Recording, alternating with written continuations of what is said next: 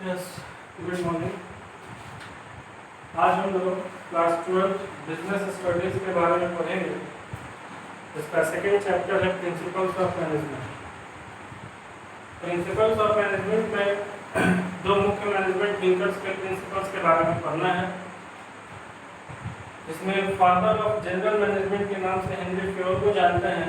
उनके द्वारा दिए गए 14 प्रिंसिपल्स को हम लोग एक एक करके यहाँ डिस्कस करेंगे। हेनरी फ्योल बहुत बड़े मैनेजमेंट थिंकर्स थे। इनके प्रिंसिपल्स ऐसे हैं जिसको हर तरह के ऑर्गेनाइजेशन में हम अप्लाई कर सकते हैं, चाहे वो प्रॉफिटेबल हो, नॉन प्रॉफिटेबल हो, हॉस्पिटल्स हो, स्कूल्स हो, पेट्रोल पंप हो, पॉलिटिकल ऑर्गेनाइजेशन हो, किसी भी तरह का ऑर्गेनाइजेशन हो, ये सारे प्रिंसिपल हम लोग उन जगह पर अप्लाई कर सकते हैं और हर एक मैनेजरियल लेवल पर इसको अप्लाई किया जा सकता है। हेनरी फ्योल के थ्रू दिया गया जो पहला प्रिंसिपल है वो division of work. According to this principle, the entire job is divided into small tasks. Henry Fayol suggested to divide the entire job into small tasks, and he said that each task should be assigned to those persons only who has required knowledge, capability and experience to complete that job. उनके अनुसार पूरे job को छोटे छोटे task में divide कर दिया जाना चाहिए और हर एक टास्क सिर्फ उसी पर्सन को करने के लिए दिया जाना चाहिए जो उस काम के लिए रिक्वायर्ड एक्सपीरियंस रखता हो, उसकी क्वालिफिकेशंस वैसी हो, वो उस काम को करने में एलिजिबल हो, उसका इंटरेस्ट उसमें हो, तो हम जा करके अपने ऑर्गेनाइजेशनल गोल को इफेक्टिवली और एफिशिएंट तरीके से अचीव कर सकते हैं। जैसे कि एग्जांपल समझिए कि एक स्कूल है, जैसे आपका जो स्कूल है उस स्कूल का एक जॉब हो गया, मेन जॉब उसका वही है प्रोवाइडिंग एजुकेशन, ठीक है, ये जॉब हो गया। लेकिन इस जॉब को करने के लिए बहुत सारे टास्क जो है करने पड़ते हैं, तो उन सब टास्क को हम लोग अलग अलग डिवाइड कर लेंगे। जैसे टीचिंग हो गया, एग्जामिनेशन हो गया, ट्रांसपोर्ट हो गया बच्चों को ले जाने के लिए, अकाउंटिंग हो गया। तो ऐसे कई सारे टास्क होते हैं, इन सारे टास्क को हम लोग अलग अलग डिवाइड कर दें। तो एक जॉब को कई सारे टास्क में डिवाइड कर दिया गया। अब कहा गया कि टीचिंग का काम किसको दिया जाएगा, जो जिस सब्जेक्ट का रिक्वायर्ड क्वालिफिकेशन रखता हो, जो टीचर का काम करता हो, जिसको टीचिंग का एक्सपीरियंस हो, उसको ये काम देंगे, है ना। एग्जामिनेशन कंडक्ट करने के लिए जो लोग एलिजिबल हो, जिनके पास रिक्वायर्ड क्वालिफिकेशन हो, उसको यही काम दिया जाएगा, ठीक है। ट्रांसपोर्ट से रिलेटेड काम का क्वालिफिकेशन जो रखता हो उसको ये काम दिया जाएगा, और जो अकाउंटिंग से रिलेटेड, क्लर्क से रिलेटेड जो काम किया हो या कर रहा हो, जो इसके नॉलेज रखता हो, उसको ये काम दिया जाएगा। ऐसा नहीं कि टीचर को अकाउंटेंट का काम दे दिए, अकाउंटेंट को ट्रांसपोर्ट का काम दे दिए, ट्रांसपोर्ट को एग्जामिनेशन का काम दे दिए, ऐसे नहीं होता है, ठीक है। उनका कहना था हेनरी फ्योल का कि जो पर्सन जिस काम में रिक्वायर्ड क्वालिफाइड है, पूरी तरह से एक्सपीरियंस्ड है, और उस काम को वो अगर again and again regular basis पे करता है, तो इससे उसकी एफिशिएंसी बढ़ती है, यानी उसकी प्रोडक्टिविटी बढ़ती है। और जब प्रोडक्टिविटी बढ़ेगी, उसके अंदर स्पेशलाइजेशन आएगा, तो हमारा जो है काम कम समय में, कम एफर्ट में ज़्यादा से ज़्यादा आउटपुट हम अचीव कर सकेंगे और अपने प्रॉफिट के गोल को भी अचीव कर सकेंगे। इस तरह से फर्स्ट प्रिंसिपल आपका डिवीजन ऑफ वर्क समाप्त हुआ, जिसका मेन फोकस होता है पूरे जॉब को स्मॉल टास्क में डिवाइड कर देना और उस पर्सन को काम असाइन करना जो उस काम को रेगुलर बेसिस पे करता हो, उसके लिए क्वालिफिकेशन रखता हो, और रेगुलर बेसिस पे करने से उसके अंदर स्पेशलाइजेशन आता है, एफिशिएंसी बढ़ जाती है। The second principle is authority and responsibility. First of all, हम जानेंगे कि अथॉरिटी और रिस्पांसिबिलिटी होता क्या है। Authority means simple power to take decision and responsibility means obligation to complete the assigned task or job, ना। तो According to Henry Fayol, there should be balance between authority and responsibility to perform a task. किसी भी काम को करने के लिए authority और रिस्पॉन्सिबिलिटी में बैलेंस होना चाहिए। कोई भी किसी को भी हम कोई टास्क देते हैं करने के लिए, जब उसको हम कोई रिस्पॉन्सिबिलिटी देते हैं तो उसको समय से पूरा करने के लिए उसके साथ साथ अथॉरिटी भी देना होता है। अगर हम रिस्पॉन्सिबिलिटी से ज़्यादा अथॉरिटी दे देते हैं तो उसका मिसयूज हो जाता है, और अगर रिस्पॉन्सिबिलिटी को अथॉरिटी से ज़्यादा दे देते हैं तो समय पर काम हमारा पूरा नहीं हो पाता है। तो इसलिए कहा गया कि दोनों में बैलेंस होना चाहिए।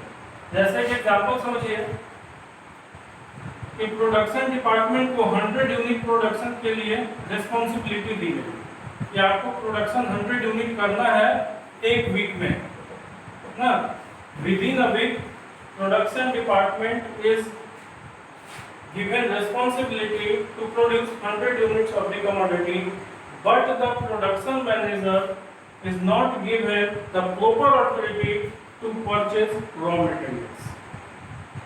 लेकिन रॉ मटेरियल खरीदने का जो अधिकार है, ये अधिकार प्रोडक्शन मैनेजर को नहीं दिया है।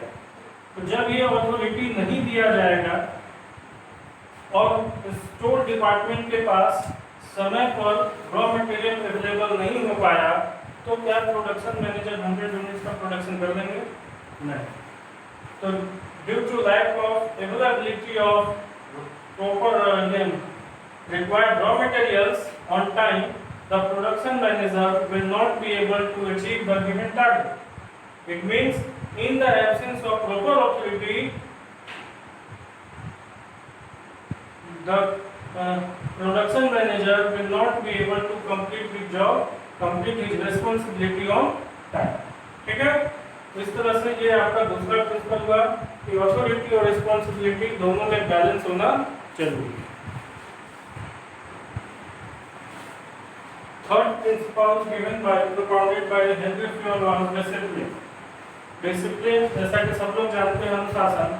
किसी भी काम को सही तरीके से अचीव करने के लिए डिसिप्लिन बहुत जरूरी होता है। अकॉर्डिंग टू फेयर, डिसिप्लिन जो है वो दोनों लोगों को फॉलो करना होगा, चाहे वो सुपीरियर हो या सबऑर्डिनेट हो। हर एक लेवल पे सब किसी को डिसिप्लिन फॉलो करना है। डिसिप्लिन मीन्स जो भी ऑर्गेनाइजेशन के रूल बनाए गए हैं, जो भी कोड ऑफ कंडक्ट डेवलप किए गए हैं, चाहे वो मैनेजर के लिए हो या वर्कर्स के लिए, everyone has to follow it. सबको ये फॉलो करना होता है।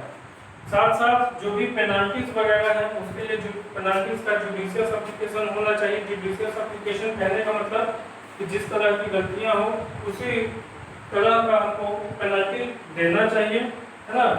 फेयर कमिटमेंट किया जाना चाहिए, फेयर एग्रीमेंट होना चाहिए, और दोनों लोगों को, चाहे वो सुपीरियर हो या सबऑर्डिनेट हो, दोनों को अपने कमिटमेंट्स को प्रॉपर तरीके से फुलफिल करना चाहिए। यानी वर्कर को भी सबऑर्डिनेट्स को भी अपना पूरा एफर्ट और कमिटमेंट के साथ ऑर्गेनाइजेशन के लिए काम करना चाहिए।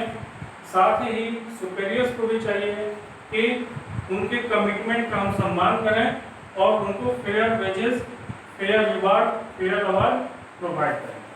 So this was the third principle given by Henry Fayol. The fourth principle given by Henry Fayol was unity of command. Unity of command कहता है कि employee should receive orders from one boss and should be accountable to one superior only. एक subordinate का एक ही boss होना चाहिए, उसको उसी से ऑर्डर लेना चाहिए और उसी के प्रति उसकी जवाबदेही भी होनी चाहिए। अगर इस प्रिंसिपल का उल्लंघन किया जाता है, इसको वायोलेशन किया जाता है, यानी एक सबऑर्डिनेट को एक से अधिक मैनेजर अपना ऑर्डर देने लगते हैं, तो वो कंफ्यूज हो जाता है और किसी भी टास्क को इफेक्टिवली एफिशिएंटली पूरा नहीं कर पाता। साथ साथ दोनों सुपीरियर्स के बीच में भी कंफ्लिक्ट राइज हो जाता है। तो इस प्रिंसिपल में कहा गया कि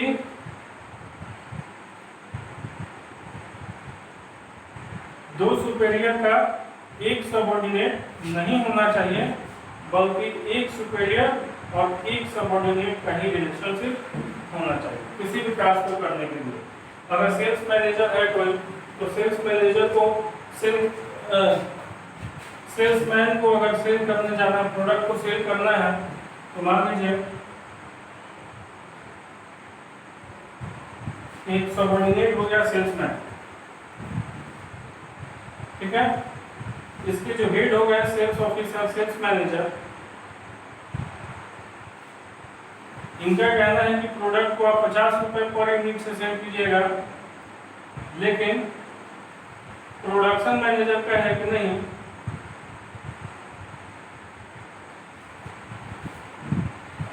फाइनेंस मैनेजर कहता है कि नहीं, आप अगर 50 रुपए में सेल करेंगे तो प्रॉपर हम प्रॉफिट अर्न नहीं कर पाएंगे, इसलिए 60 रुपीज पर यूनिट से सेल कीजिए। तो एक सबऑर्डिनेट के दो सुपीरियर हो जाएंगे, the subordinate will be in confusion, और इस तरह से इन दोनों के बीच भी कंफ्लिक्ट राइज हो सकता है और ये भी किसी भी टास्क को इफेक्टिवली परफॉर्म नहीं कर सकता है। इसलिए कहा गया कि सिर्फ एक ही मैनेजर होना चाहिए, एक सबऑर्डिनेट का दूसरा नहीं होना चाहिए। इस तरह से हमने अभी तक 4 प्रिंसिपल के बारे में यहाँ देखे। डिवीजन ऑफ वर्क, जिसमें पूरे जॉब को छोटे छोटे टास्क में डिवाइड करके स्पेशलाइज्ड पर्सन को काम करने के लिए दिया जाता है। दूसरा अथॉरिटी और रिस्पॉन्सिबिलिटी में हम लोग पढ़े कि किसी भी काम को करने के लिए अगर किसी को रिस्पॉन्सिबिलिटी दी जाए तो उसके साथ प्रॉपर अथॉरिटी दिया जाना चाहिए।